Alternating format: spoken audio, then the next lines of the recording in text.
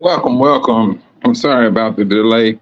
Right here trying to look through some information.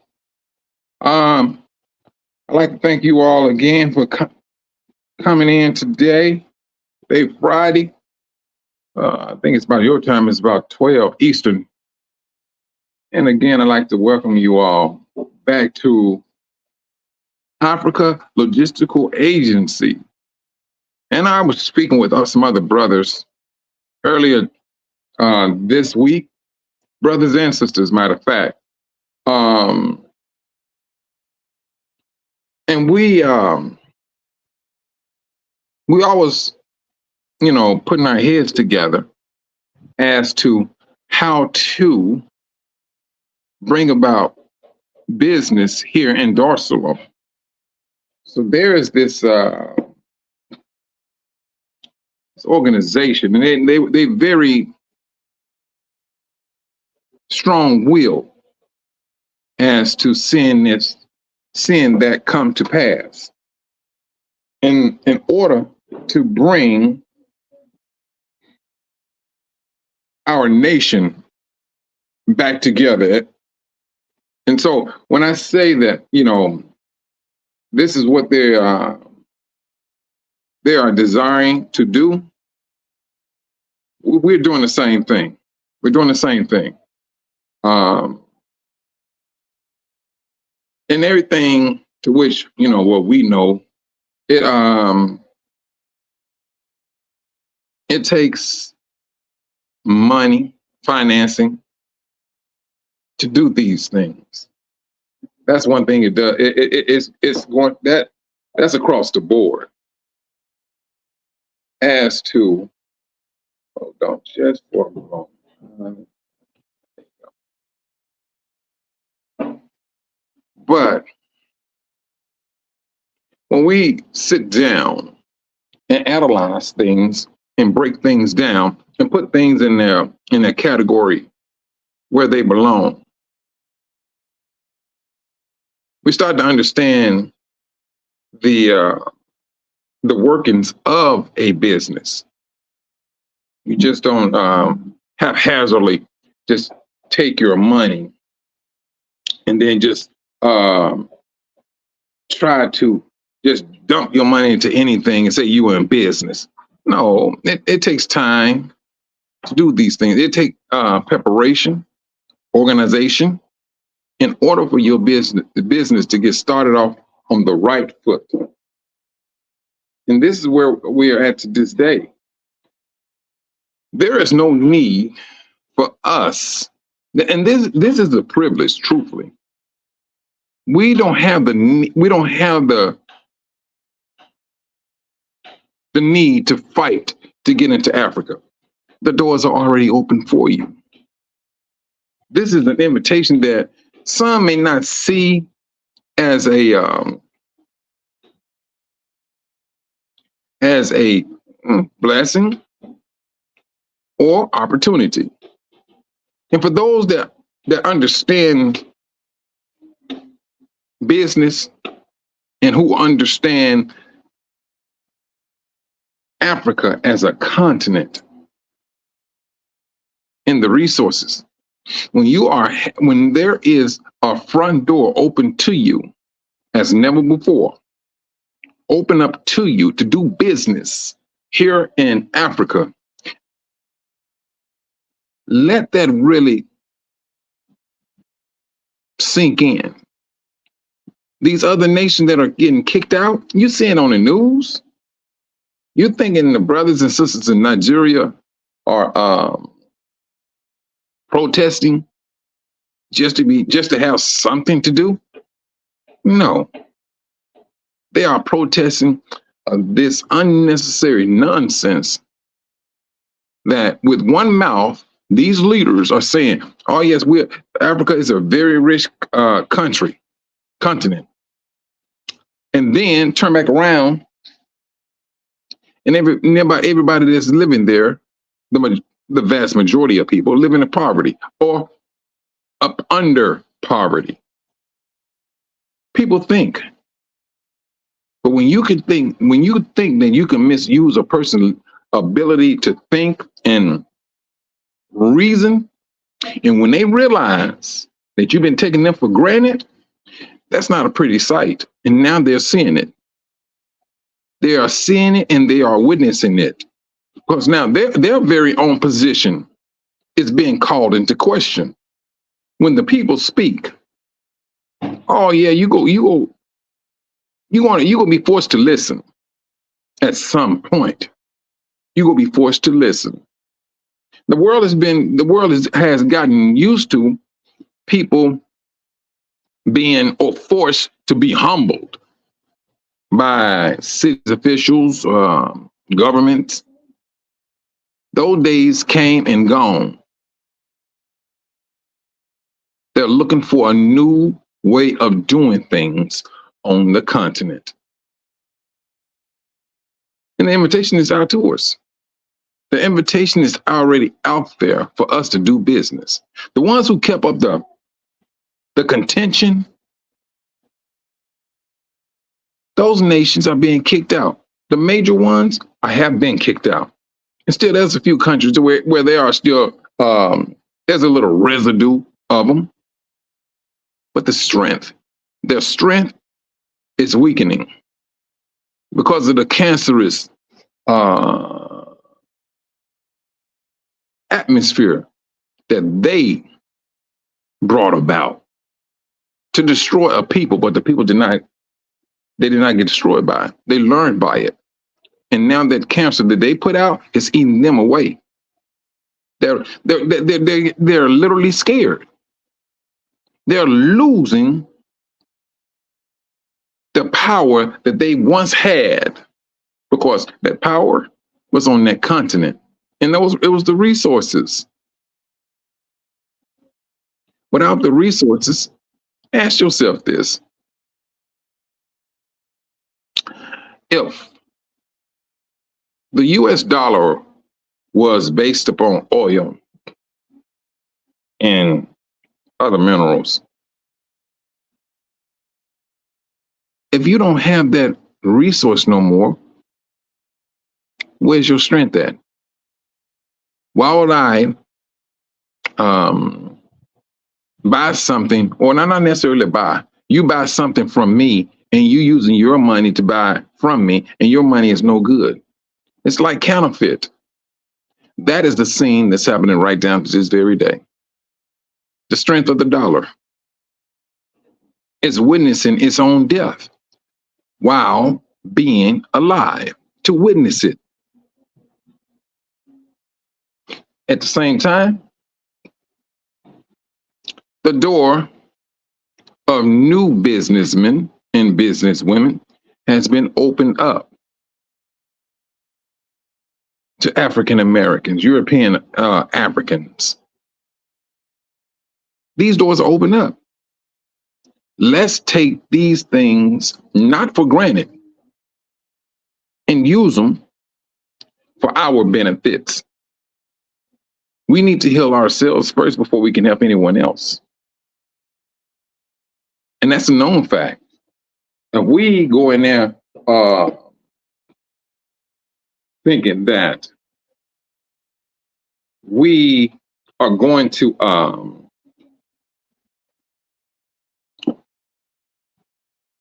hold on just for a moment.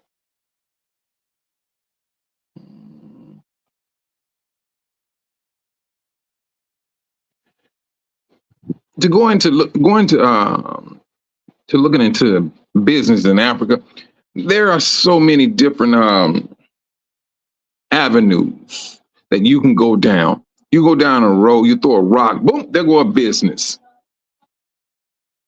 or there go an opportunity. The more we start to realize that, and we start to say, hey, you know what? We can work together. Arusha is a very big place. Arusha has a lot of farming going on there.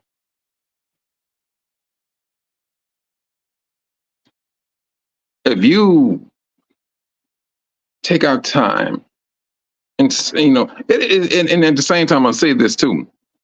It's not that you going out there digging the land up. The owners are already there. If you choose to invest, because a lot of these things, like I was saying earlier during the week, this is these brothers are doing things manually. A lot of them cannot afford to use a tractor to till up land. They can't afford it, and they have more land that they just don't have the manpower or the funds or the funds to finance the employees to work on the land. But if you come in, whatever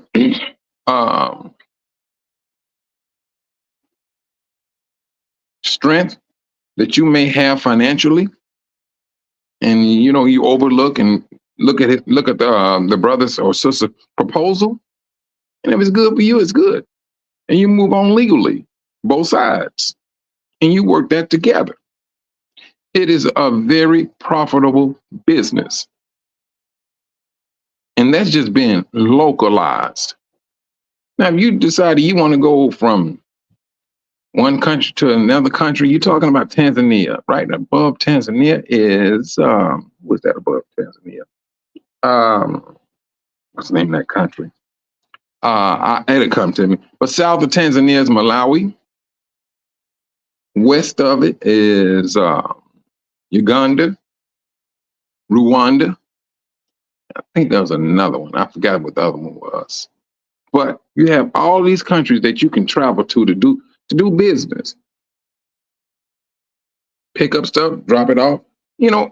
Transportation. If you are a person with CDLs and you have a truck, yes, there's your trucking business. Hauling fruits and vegetables or goods, period, off the top.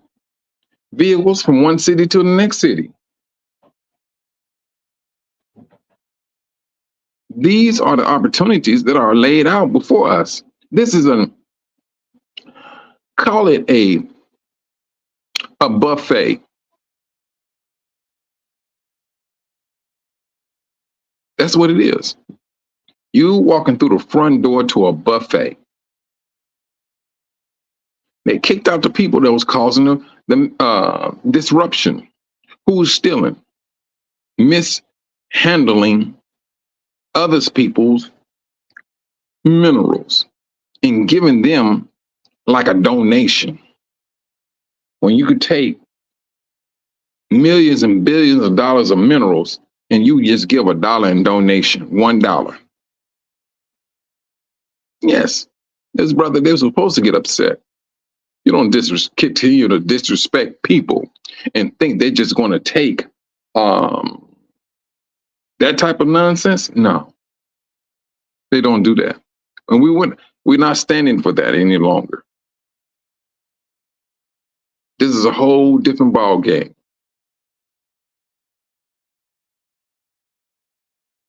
So when you look at the history of these nations, they're not good. And most definitely was not working for our benefit, and especially for the brothers and sisters on the continent. It was not working for their benefit, and still not working for their benefit. Show me one country that came in and split up Africa that's working for the benefit of those brothers and sisters in those particular places. And I can almost turn around and show you poverty or below poverty. This is what they have done. And then they still want the respect. Let us respect ourselves to looking into doing business on this continent. There are, like I said, there are so many things to look into. And if you're a person who does not have a lot of funds, that is fine and dandy. You still can take partner up or invest in brothers and sisters that have some type of farm. It's all about getting the logistics, the surveys together and see, is it advantageous for you? Or if it's not, move on to another one. Do not let your, what people may say, your lack of funds hinder you. You'll be surprised what a small amount can turn into. But to invest is to help, and on both sides, you're helping one another. You help this brother to expand. He'll be able to rent a tractor for a day or two. And then he can clean that land up and then expand his farming business. And then, as time go on, keep on stretching it out until he done reach the maximum of his property. But you had a share in that. You have a benefit that's waiting on the side from your help. You helping that brother, and that brother turn back around helping you or sister. This is or should be the nature of our business. And then if you're the person that you're starting to grow and you're starting to say, hey, I have more funds here, I need to invest some of this money elsewhere. Look into other things. Look into other things. And you may have one business and you may invest into another business. Now you have two accounts that you are looking at, that you maintaining. And at the same time, you're hiring your own brothers. You're dealing with brothers and sisters that look like you. That is the beauty of it.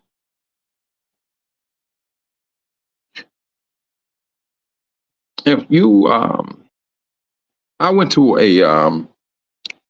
this brother. He grows. He farms pineapples, and pineapples here they only grow in a certain season. His land was so massive.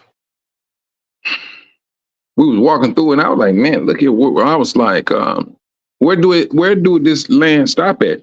He said, oh no, we got to go over here and keep going and keep going and keep going. So what they did, he told his brother, he said, run over there and everything, and then hold your hand up. We can see where the land stops at, because he was the one that was doing the farming. He was caring for the land. And so he kept walking and kept walking. I'm like, man, I said, well, where's he at? So he had to literally jump for me to see him, but he was not at the stopping point. I was like, man, now you can call him back. All right, I see exactly what's going on. He said his father could not afford a tractor, but he said he wants to clear all of that land up so that he can increase his productivity. He just need to rent a tractor and hire the people to clean the land so that he can plant. You will be surprised how large some of these brothers and sisters' land is. When they, you can just assist them with a tractor, rent a tractor. They go out there and rent the tractor and pay the people to come and clean up the land, and he can get to planting to increase his value of his land with his productivity and sell pineapples to any processing centers and things of that nature. That's what he wants to do. These are the things our brothers and sisters need help with. I mean, if we can keep that like at the forefront of a collapsing system, and I do understand. I understand things about fear. I do, and people, or we have always been taught: save your money, hold on to your money, keep your money up under the mattress. Yeah, that's coming back and it's biting us in the butt right now.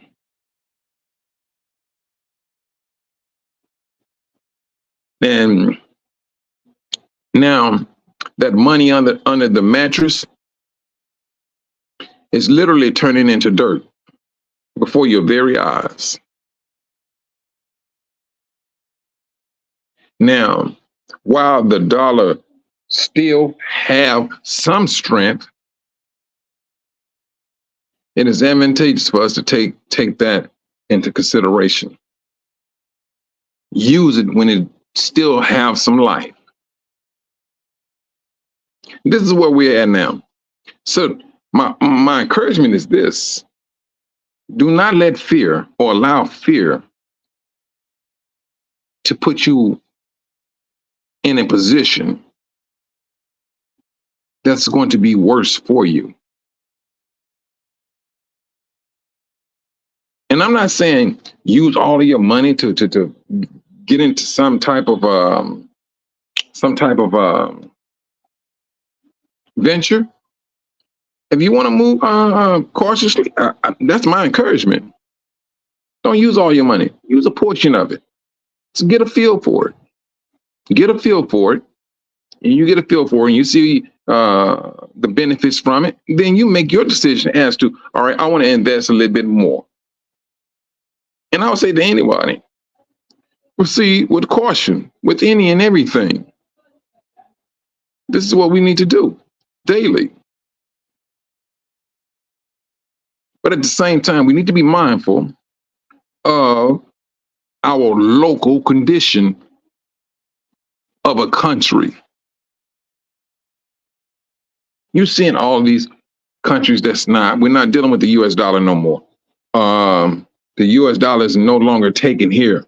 It's no longer taken there. You're seeing things that's happening that never happened before.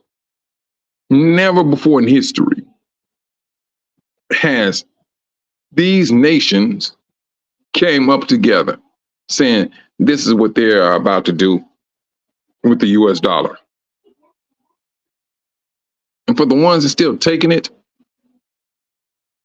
use that to your advantage.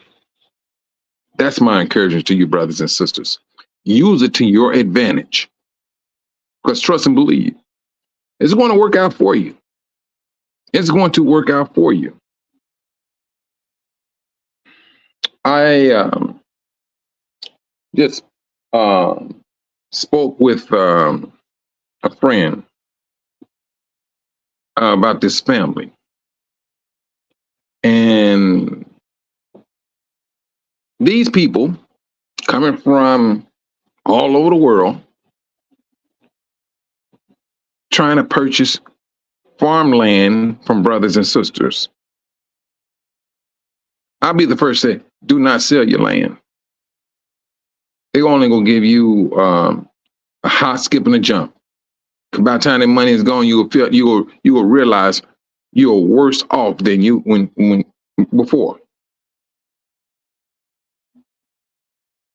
They understand land. They understand it. This is the reason why they're here. They know it's rich. They can grow crops. And then when they do come here, and if they did or do buy land, they're going to sell that crop or export that crop out to their country. What do you think China do? They come here, buy land, and they send it back to China. They got billions of people they got to feed, but they're using Africa's soil to feed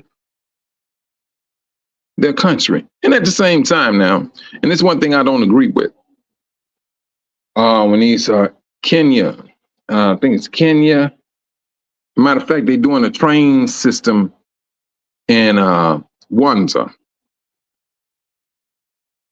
but they giving these they taking these loans out in USD, and they're the ones who's doing away with the US dollar. So my thing is this: why would you come here and you know you're doing away with the US dollar?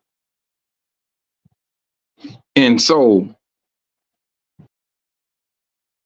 you gonna have a little riff on your hands once the blinders or shades been taken off, and these leaders realize what you have done. That's not gonna be a good look. You knew that you was getting rid of the US dollar, but yet and still you come here paying these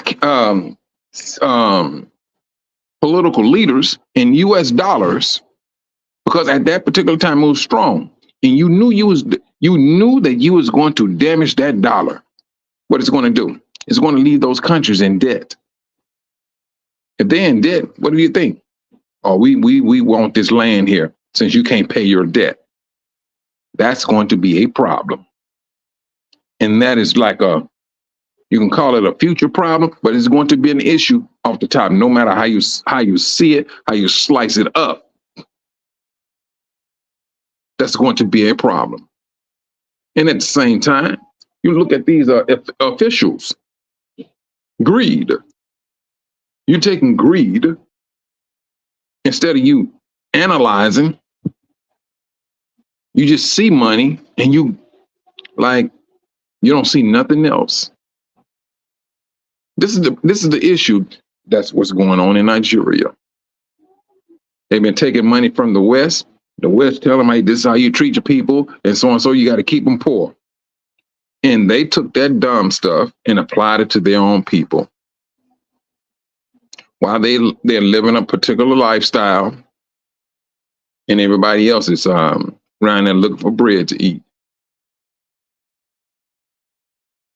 These are a lot of the things that these leaders and countries have done to our people. And the change is at the threshold right as we speak. There is no going back. This is absolutely a forward-only mission. Reverse is not even put in the transmission.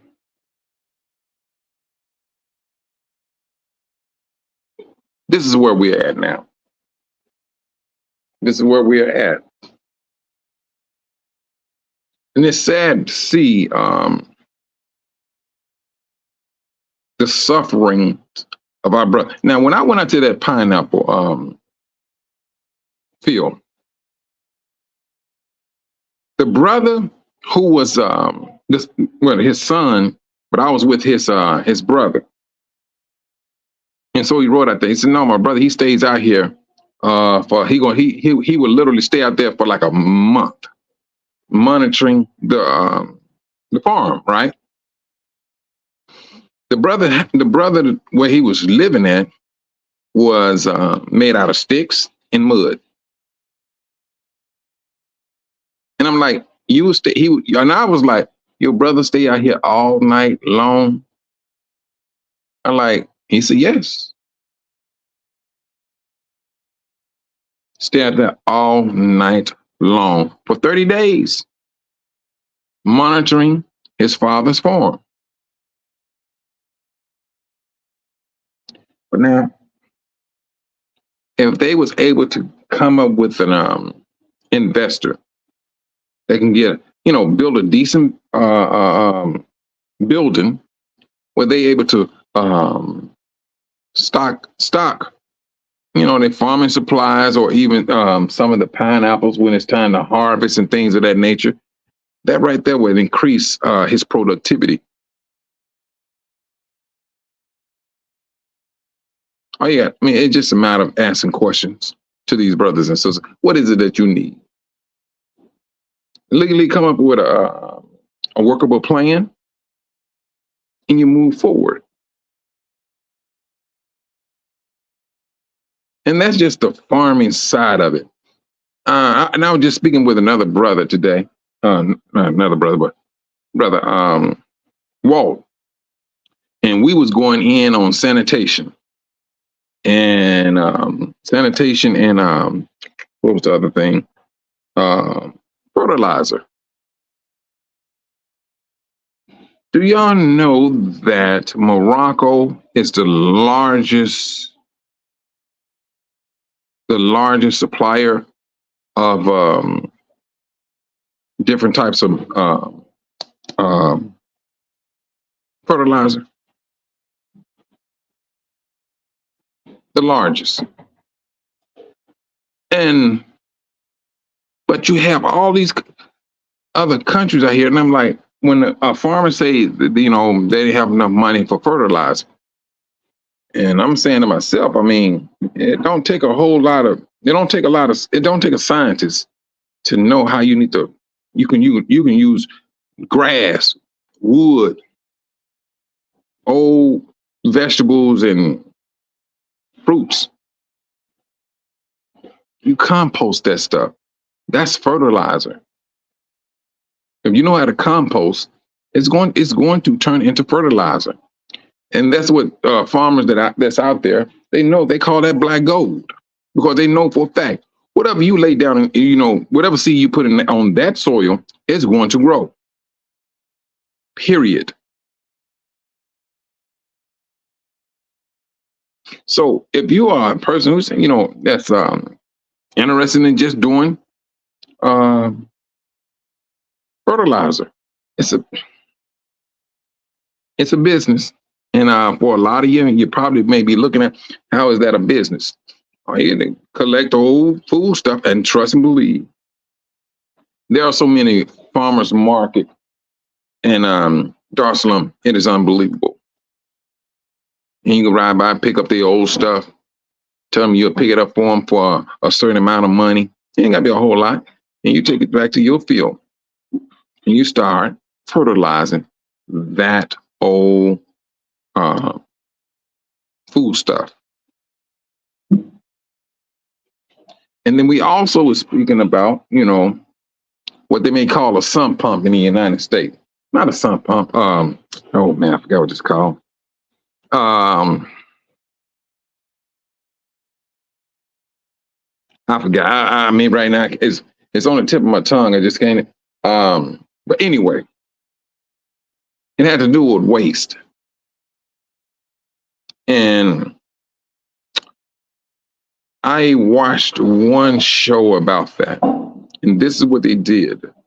In order for them to feed a particular people in this village, somewhere in Africa. So, but when they did a aerial view of this land, it was nothing but dirt. Nothing but dirt. I didn't see no greenery at all. So what they did though, these people came in and showed the people in that village how to use human feces or waste. This is what they showed them. So every time they went to relieve themselves, they would have wood chips. Wood chips worked as, there was the wood chip was like water. You may flush it, boom. Here you went and flushing. Use wood chips. So the wood chip was used to cut the smell and to start the fertilization. for the worms to start to develop. So once they get to a certain age, then they would take that, use it as fertilizer to grow their crops. Now, mind you, when you're dealing with that type of waste, from what I have learned, it needs to be 4 to 5 feet deep. 4 to 5 to 4 to 5 feet deep. Of course, you're gonna lay. That's gonna be the first thing that's going to hit that ground. Then come on top of that with wood chips. Then your dirt, wood chips, your dirt, and you start building them, because eventually that waste is going to compost. It's going to develop worms. That wood chips, the worms come out. The worms eat the wood, and they digest the wood. So eventually, the wood becomes part of the dirt or mud or fertilizer, however you want to call it. It's a process. And then you put your seed on top. That seed is getting nothing but it's getting all the nutrients it needs. That's what it's getting. And that soil is going to be jet black.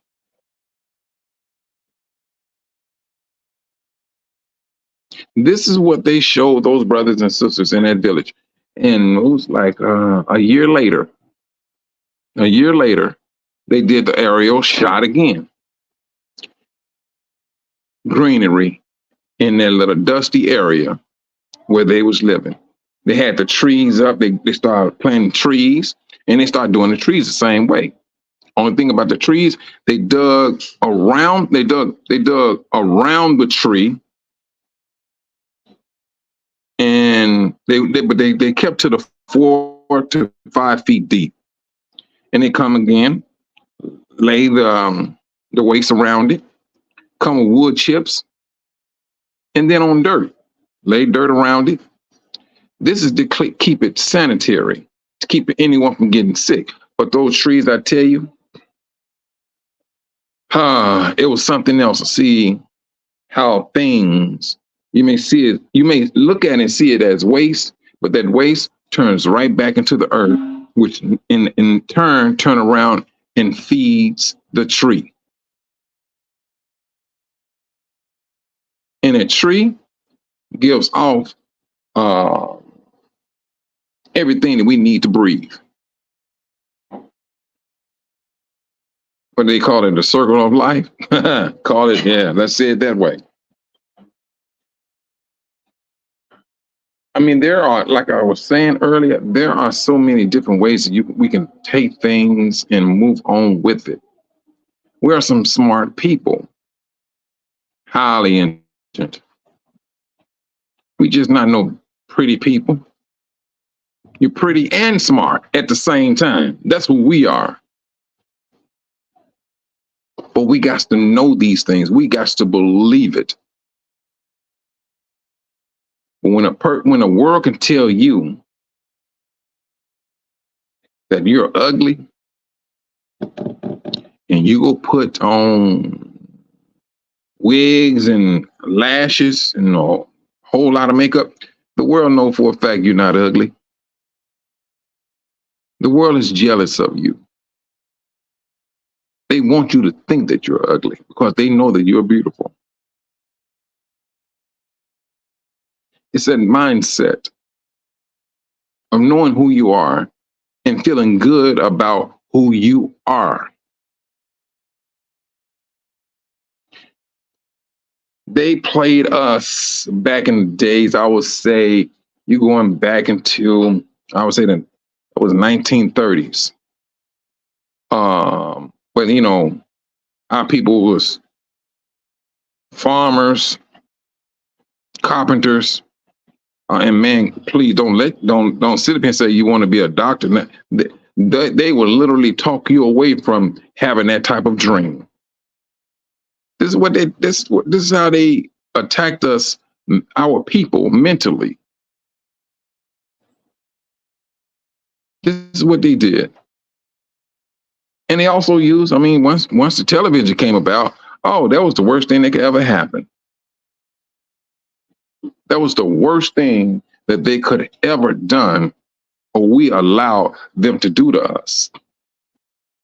But now, since we're coming into our own, you know, it's time for us to really take this stuff and take charge of it.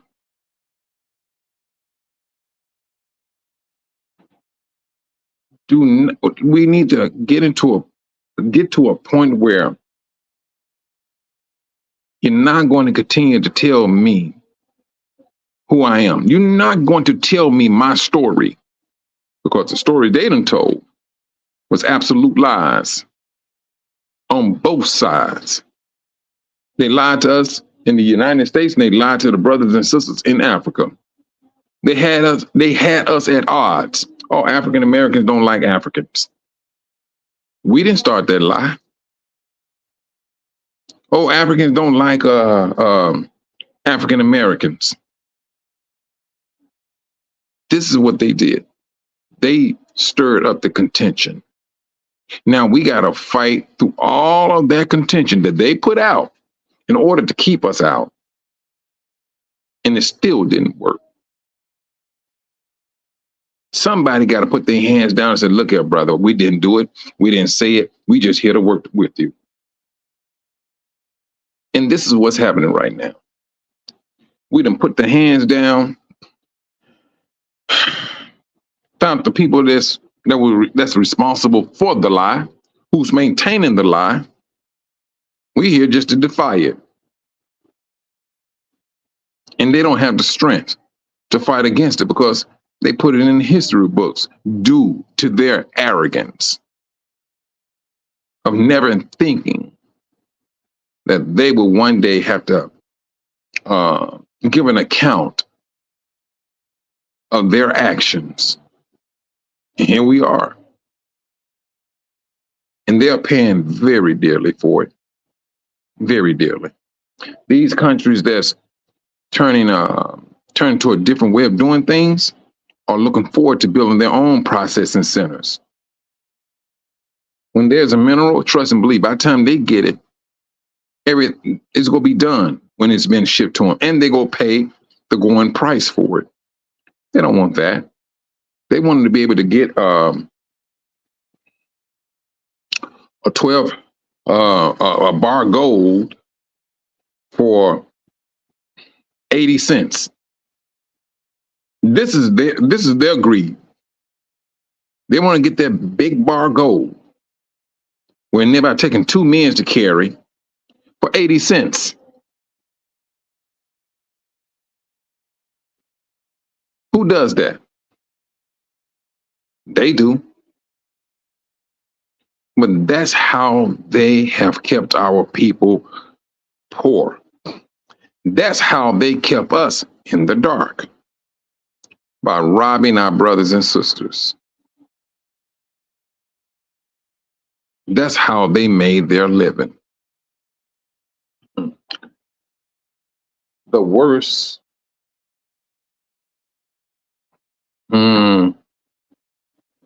game that they ever put out. King Leopold, in the Congo, I believe it was. He went there for the rubber, the sap of a certain tree, where they made the plastic and everything. They didn't come in with enough rubber. They chopped their hands off. When with their arrogance, they took pictures of these brothers and sisters. Majority of them had one. I ain't gonna say majority. Some of them had one hand. Some of them did not have no hands. They chopped them off. This is the history that they made for themselves. And now they're trying to get rid of this. All of the history and all the unnecessary nonsense that they have done, they're trying to get rid of it. 2025 has already started, and that's where it's going. And that's where they introduced this to. brothers and sisters, this is our time for us to stand up, do business on this continent, because trust and believe, just because you started a business in Africa, don't think you just starting a business. Nah, you're doing way more than that. You're saving a nation. You're saving a people to which you belong. And you're not going to understand this until you realize how one business, two business, three business, to 100, to 300, to 500 businesses that come here and do business, that's strength. And when you have strength, it's difficult for any nation to come here and to break that up. And this is what the world is fearing.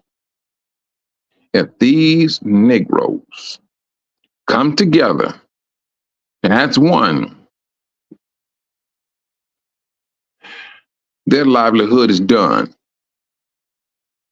There's nothing else that they can say or do.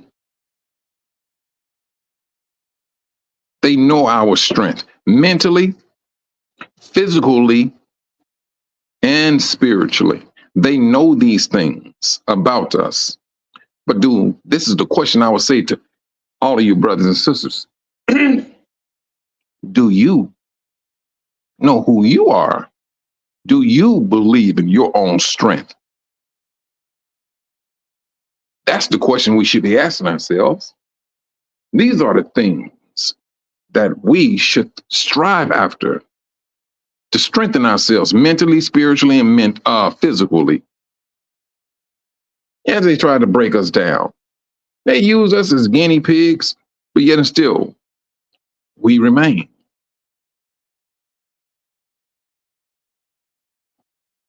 They did. And it just wasn't in the United States, but here in Africa, same thing.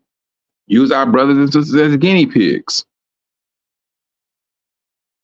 But we continue to maintain. We continue to thrive. Not necessarily business-wise, but we continue to live. This is what we did.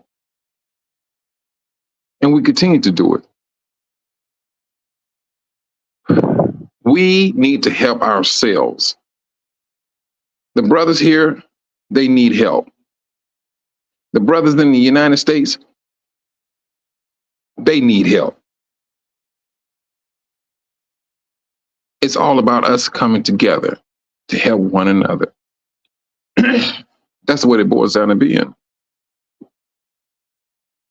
It's us coming together. You have a lot of educated brothers and sisters in the educational fields. You got brothers that are political science, that study political science. You got IT brothers. You got sisters that's in IT, computer coding, app builders. Just imagine. A little imagination can spark a fire. And that's all it takes. Look at what you can do here. Our time what we have done in the United States, truthfully, it has ran its course. It has ran its course. And it would appear from a political standpoint, and I don't care what side of the political rim you may be on.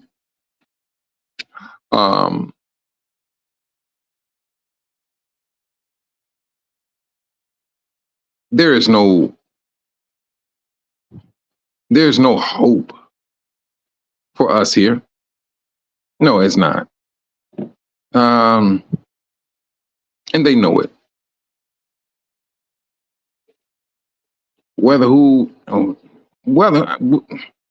Whoever becomes president, okay, it doesn't matter to me. Out of all the presidents that's been in that we have witnessed, Not one did anything for black people. Not one. Somebody get one of our brothers and sisters to get their lives taken, and then they get national. What we get? Somebody crying, saying, "It was a terrible mistake. I'm so sorry," and so and so. That's what you get. I seen police officers get 2 years in prison. Brother, the guy that shot the brother in Chicago some years ago, 16 times. And once he finished his clip, he took his clip out and put another clip in. That boy was 16 years old when he took his life. That officer took his life. He did 2 years in prison. Trust and believe. It did not make the news when they released him either. So who are they protecting truthfully? You're not welcome there no more. Well, you never was. We was never welcome. We just were told lies for many, many years. That's what we was told.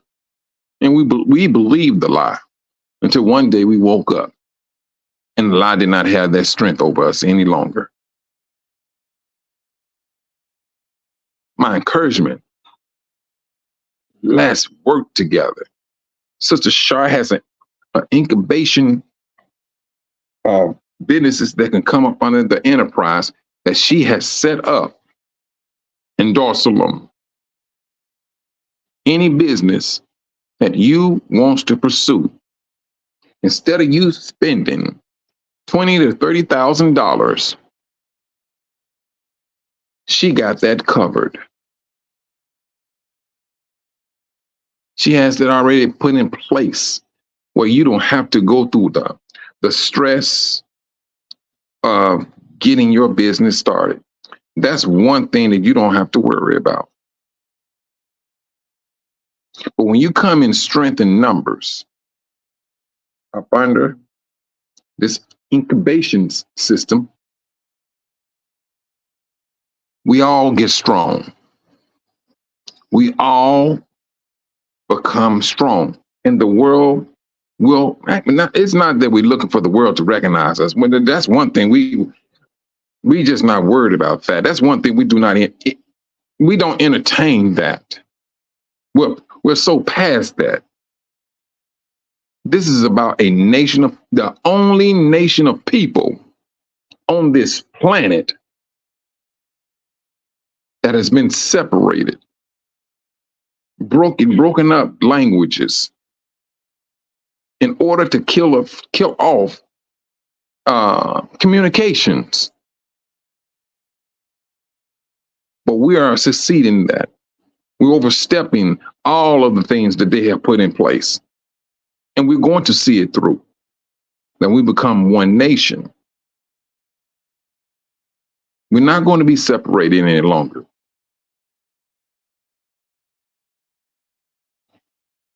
And in closing, brothers and sisters, make it a matter of prayer when it comes down to your livelihood and as to what you need to do. You have a whole lot of writing on the wall as to what's about to happen and what is happening. You thinking all these people going into these stores in New York, taking goods out. I mean, walking in the stores and walking out of the store. They don't give them jail time. What's wrong? What's wrong with that picture? What's wrong with the picture? And you can't necessarily blame it on the immigrants. Who is allowing people to do these things? Because eventually, the stores are going to shut down. They're not going to continue to restock a store where you can walk in and grab stuff and walk out. They're going to shut it down.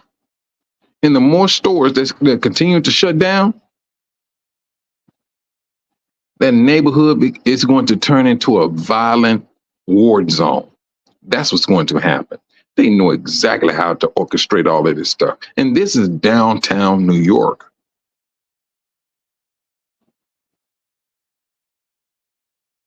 Let's take all of these things into to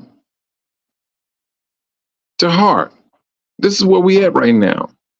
Let's start making the best decision possible. There's a door that's open up to us. Let us take it. I mean, I was not able to post a link, but if you just leave a comment in the comment section, and if you want to look into some business, reach out to me, and we can go ahead and take care of that. The more you start to do business on this continent, and especially up under what Sister Shar has put about, the more we have, the more businesses we have coming here. And I tell you about strength. I don't think we can understand the gravity of strength that you will have, that we will have as a nation. And on that note, you brothers and sisters, be safe out there. There's a lot of uprising going on, and there's some people out there that's enhancing it. Some of them are just making up stories just to get people on edge. They're looking for something. They're looking to turn up stuff. Just be aware of your surroundings. Keep your head on a swivel. Even when you're in traffic, if somebody cut you off, don't blow. Keep it moving. You don't know what's going on in that person's head, in front of you or behind you, or on the side of you. You keep your atmosphere safe. And on that note, shalom.